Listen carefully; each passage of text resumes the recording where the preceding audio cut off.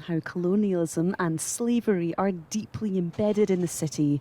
Many buildings in the new town, familiar to locals and tourists alike, were built by the profits of the slave trade. We have a very, very fiery, radical and highly influential minister of the Church of Scotland, who was the minister in the church in the square here as well, who interestingly was actually calling for revolution on slave plantations. This is in 1830, and gave an incredible speech in the assembly rooms, for example. Bute House is also amongst the buildings with historic links to the slave trade, as well as the Melville Monument in St Andrew's Square, which honours the 18th century politician Henry Dundas.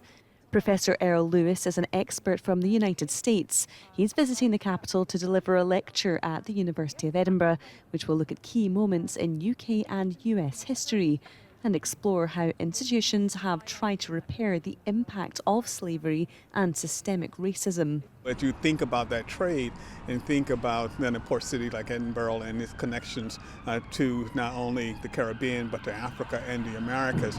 You start the story of slavery and what it meant to the world for well over 400 years and what it means now when we actually try to understand what's reparations. What do we talk about if we want to repair the past? The hope is that by examining the city's colonial past, more people will be aware of the impact it's had and seek to ensure a fair and just future.